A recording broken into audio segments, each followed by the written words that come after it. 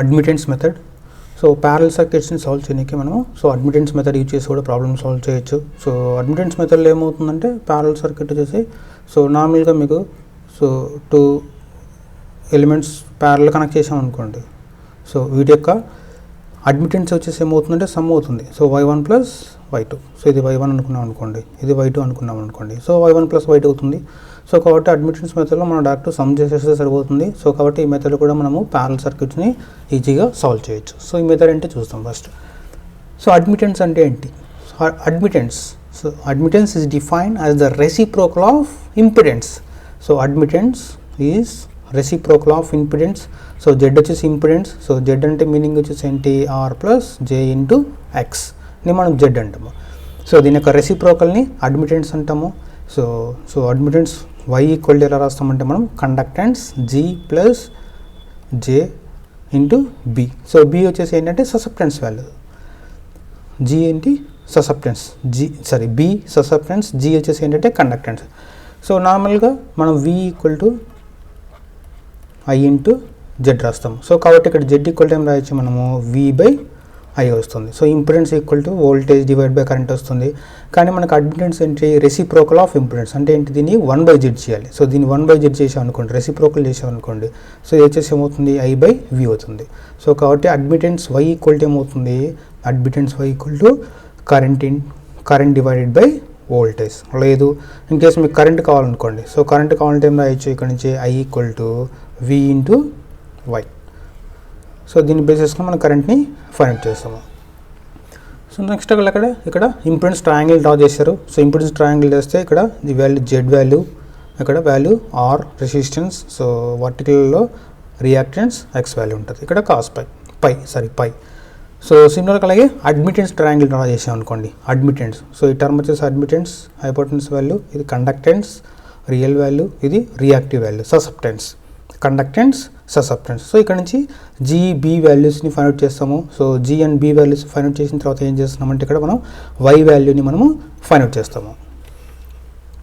So for example ఈ triangle తీసుకున్నాం అనుకోండి. సో ఈ ట్రయాంగిల్ వచ్చేసి ఏం చేస్తున్నాను అంటే నేను కాస్ పై అప్లై చేసాం అనుకోండి. So cos phi equal to adjacent వచ్చేసి ఏంటి? Conductance divided by hypotenuse value వచ్చేసి ఏంటి? y means admittance. సో ఇక్కడ నుంచి మనకు g ఏంటి తెలుస్తుంది. So where g equal to y into cos phi. So once g వచ్చిన తర్వాత నెక్స్ట్ వచ్చేసి ఏం చేస్తున్నామంటే g equal to y into cos phi. y అంటే ఏంటి? Reciprocal of impedance. సో కాబట్టి 1/z. కాస్ పై అంటే power factor equal to r by Z. Solve చేస్తే వాల్యూ మీకు r/z² వస్తుంది. సో z అంటే సో నార్మల్గా జెడ్ ఈక్వల్ టు ఏం చేస్తాం మనము? మ్యాగ్నిట్యూడ్ అంటే square root of r² plus x² రాస్తాము. సో ఇక్కడ z² ఉంది కాబట్టి ఏం చేస్తున్నాము? ఈ z² ఉంది కాబట్టి ఈ టర్మ్ క్యాన్సిల్ అవుతుంది. ఫైనల్గా z² equal to r² plus x² వస్తుంది. So conductance g equal to r divided by r² plus x². So మీరు ఈజీగా గుర్తుపెట్టుకోవచ్చు, లేదంటే చాలా సింపుల్ డెరివేషన్ మీరు ఈజీగా డెరైవ్ చేసుకోవచ్చు. నెక్స్ట్ లాగా susceptance. So susceptance value find out చేయడానికి ఫస్ట్ ఇక్కడ సైన్ పై అప్లై చేస్తాము. సో సైన్ పై అప్లై చేస్తే ఆపోజిట్ వచ్చేసి ఏంటి? B. So sine phi equal to opposite value B divided by hypotenuse value Y. So అక్కడ నుంచి B అంటే తెలుస్తుంది. So B susceptance equal to Y into sine phi. So B equal to Y into sine phi. So where Y equal to 1/z and sign phi equal to x/z. So ఇక్కడ sine phi apply చేసాం అనుకోండి. So x/z వస్తుంది మీకు. So x/z substitute చేస్తాము. Again డినామినేటర్లో z into z value z². So x/z². So z² means r² plus x². So ఈ 2 values చాలా important. g equal to r divided by r² plus x². Next అలాగే b equal to x divided by r² plus x². Once మీరు g and bని find out చేశారనుకోండి. So అక్కడ నుంచి ఏం చేస్తున్నామంటే y కనుక్కుంటాము. అడ్మిటెన్స్ y ఈక్వల్ టు ఇక్కడ పైథాగరస్ అప్లై చేసాం అనుకోండి. So square root of g² plus b². So చాలా సింపుల్గా అడ్మిటెన్స్ వస్తుంది. వన్స్ అడ్మిటెన్స్ వచ్చింది అనుకోండి, ఇక్కడ నుంచి మనం కరెంట్ i కనుక్కోవచ్చు. కరెంట్ i ఈక్వల్ టు ఏంటి? v into y.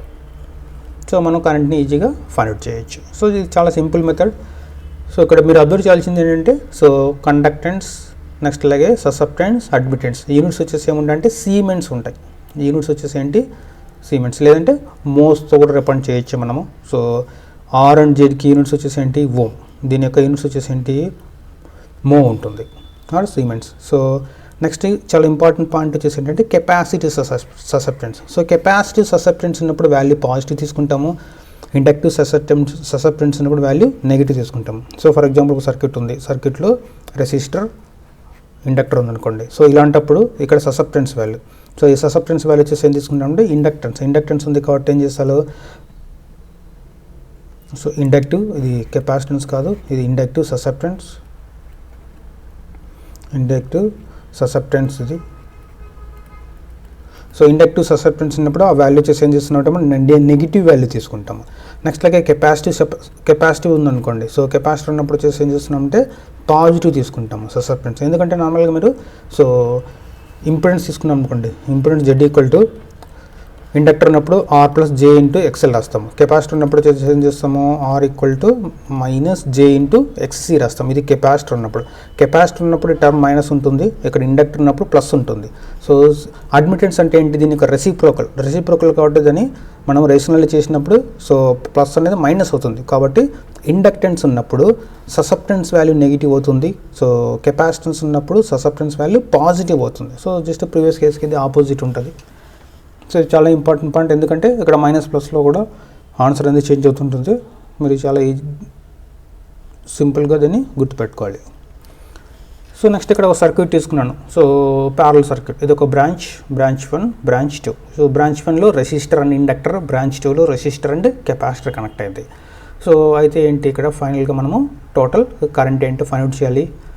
సో వచ్చేసి ఎలా సాల్వ్ చేస్తున్నామంటే ఫస్ట్ బ్రాంచ్ 1 తీసుకున్నాం అనుకోండి. సో బ్రాంచ్ 1లో ఉన్న ఎలిమెంట్స్ వచ్చేసి ఏంటి, R1 and L, resistor and inductor ఉంది. సో కాబట్టి G1 ఫామ్లో వచ్చేసి ఏంటి, R12 divided by Z12, where Z1 equal to R12 plus XL2. So నార్మల్గా Z1 equal to square root of R12 plus XL2 ఉంటుంది. సో దీన్ని స్క్వేర్ చేసాం అనుకోండి, Z12 equal to R12 plus XL2 వస్తుంది. సో కాబట్టి ఫైనల్గా G1 equal to R1 divide by R12 plus XL2. So previous కన్నా form రాసిన మనం డైరెక్ట్ ఇచ్చేస్తున్నాను. నెక్స్ట్ అలాగే susceptance B1 equal to XL divide by Z12. So conductance ఉన్నప్పుడు R1 ఉంటుంది, ససెప్టెన్స్ ఉన్నప్పుడు XL ఉంటుంది న్యూమరేటర్లో. డినామినేటర్ మాత్రం సేమ్ అదే part R12 plus XL2. So branch 1కి కండక్టెన్స్ ససెప్టెన్స్ కనుక్కున్నాము. నెక్స్ట్ బ్రాంచ్ 2, సో బ్రాంచ్ 2కి కూడా కండక్టెన్స్ అండ్ ససెప్టెన్స్ కనుక్కుంటాము. బ్రాంచ్ 2లో వచ్చేసి ఏంటి, రెసిస్టెన్స్ అండ్ కెపాసిటెన్స్ ఉన్నాయి. So same formula R2 by Z2 R2 divided by R2 plus XC2. So ఇక్కడ R2 సెకండ్ బ్రాంచ్ కాబట్టి R2 ప్లస్ XC2. ఇక్కడ R2 ఎలిమెంట్ ఉంది, కెపాసిటెన్స్ ఉంది. నెక్స్ట్ అలాగే susceptance BT equal to XC divide by Z2 that equal to XC by R2 plus XC2. In case లేదు third ఫర్దర్గా ఇంకొక branch ఉందనుకోండి, సో ఇంకొక బ్రాంచ్ ఉన్నదనుకోండి, సో అప్పుడు వచ్చేసి ఏం చేయాలంటే ఈ బ్రాంచ్ యొక్క కండక్టెన్స్ వాల్యూ G3, ఆ బ్రాంచ్ యొక్క ససెప్టెన్స్ వాల్యూ కూడా మనము ఫైండ్ అవుట్ చేస్తాము. సో వన్స్ ఫైండ్ అవుట్ చేసిన తర్వాత మనం టోటల్ కండక్టెన్స్ అండ్ ససెప్టెన్స్ కనుక్కుంటాము. సో ఈ ప్రాబ్లం ఓన్లీ మనకు 2 బ్రాంచెస్ ఉన్నాయి కాబట్టి సో ఈ 2 బ్రాంచెస్ మాత్రం ఐడెంటిఫై చేసాము. తర్వాత total conductance equal to G1 plus G2. ఇక్కడ ఎటువంటి ఇబ్బంది ఉండదు, డైరెక్ట్ మనం సమ్ చేస్తాము. Next total susceptance equal to minus B1. So ఇక్కడ మైనస్ టర్మ్ వచ్చేసి ఎందుకు వచ్చిందంటే ఇండక్టివ్. సో ఇండక్టివ్ నేచర్ ఉంది కాబట్టి ఏం చేయాలి, దానికి మనము ససెప్టెన్స్కి మైనస్ టర్మ్ రాయాలి. కెపాసిటర్ ఉన్నప్పుడు ఏం రాయాలి, ప్లస్ రాయాలి. ఇక్కడ కెపాసిటర్ ఉంది కాబట్టి ఏం చేసాము, ప్లస్ టర్మ్ రాసాము. So minus B1 plus B2. So first total conductance, total susceptance. So in case ఇక్కడ థర్డ్ బ్రాంచ్ కూడా ఉందనుకోండి, థర్డ్ బ్రాంచ్ కూడా ఉన్నప్పుడు వచ్చేసి ఏం చేస్తాము, plus G3.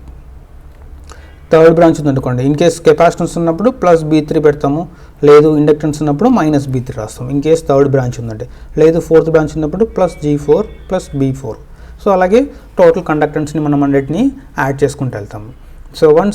So total conductance వచ్చిన తర్వాత నెక్స్ట్ వచ్చేసి ఏం చేస్తున్నామంటే అడ్మిటెన్స్ కనుక్కుంటాము. సో అడ్మిటెన్స్ ఫార్ములా ఏంటి, Y equal to square root of G2 plus B2. So just ఈ ట్రయాంగిల్ వేసుకుంటాం. ఇది వచ్చేసి అడ్మిటెన్స్.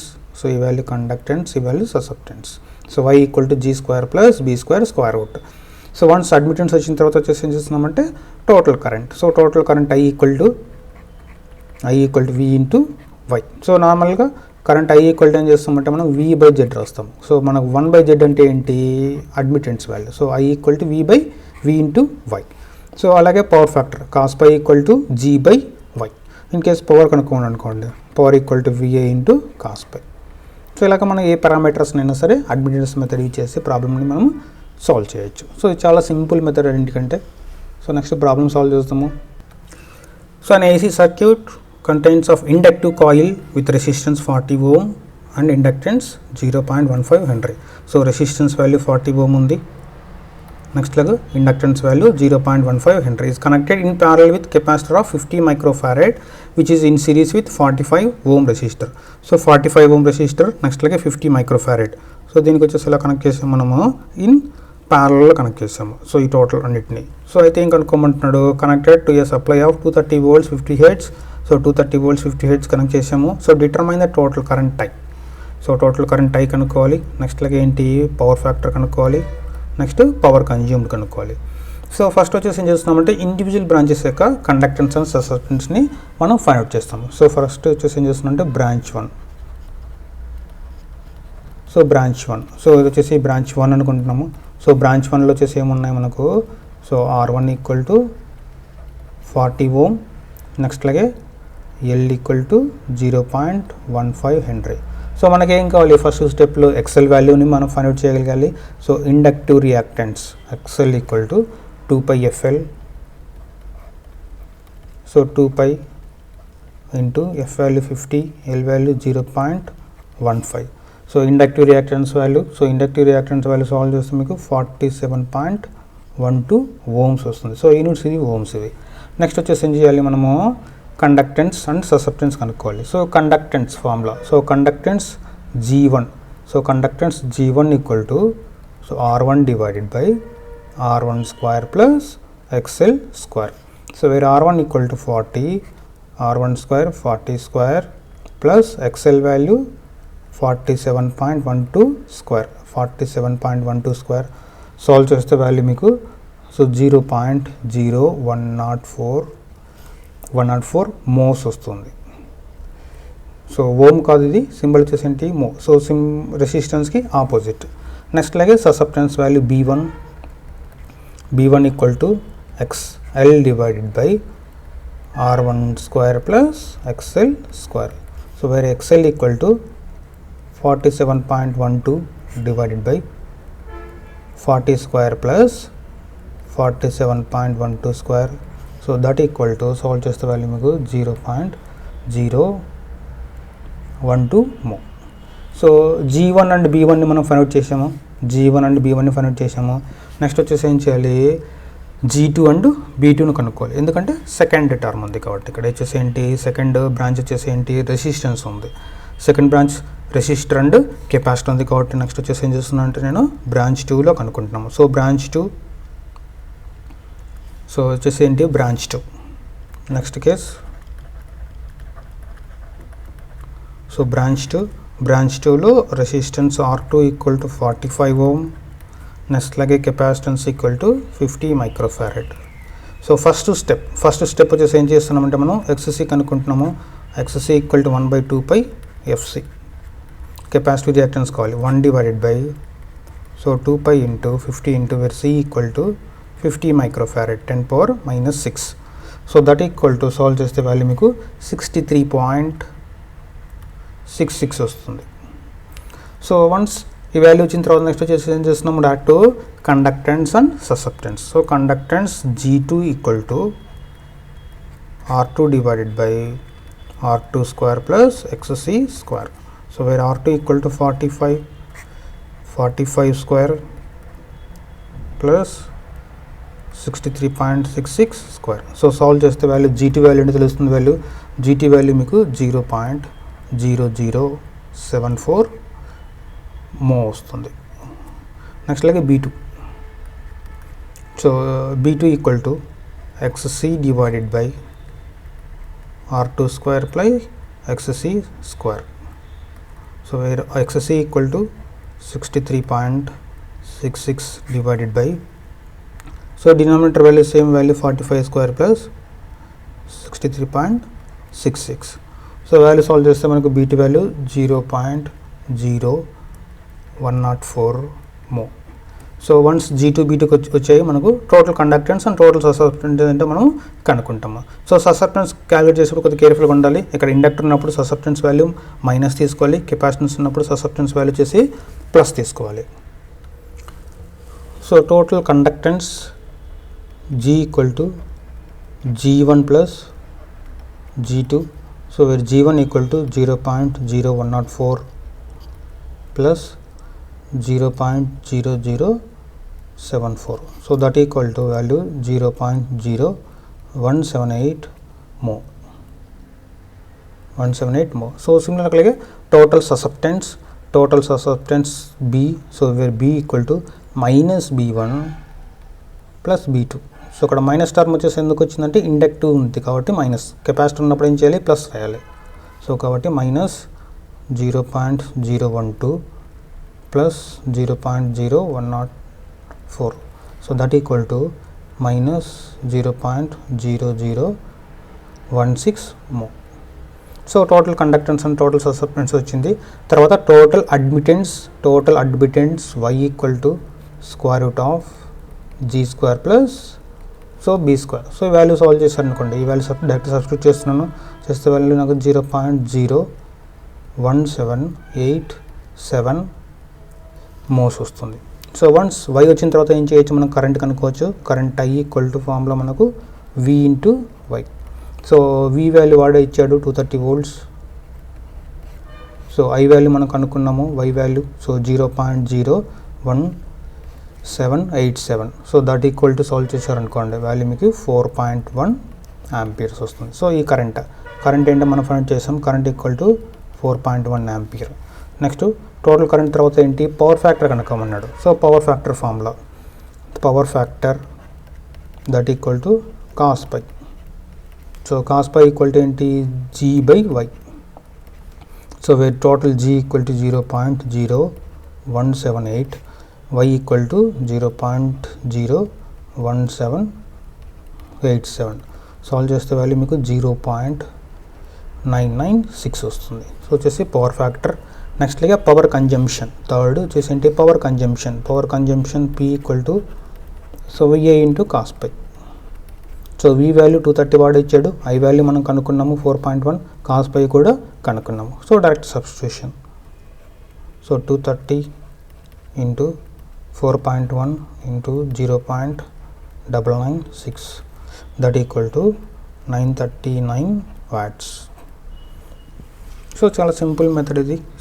సో ఈజీగా మీరు సాల్వ్ చేయొచ్చు.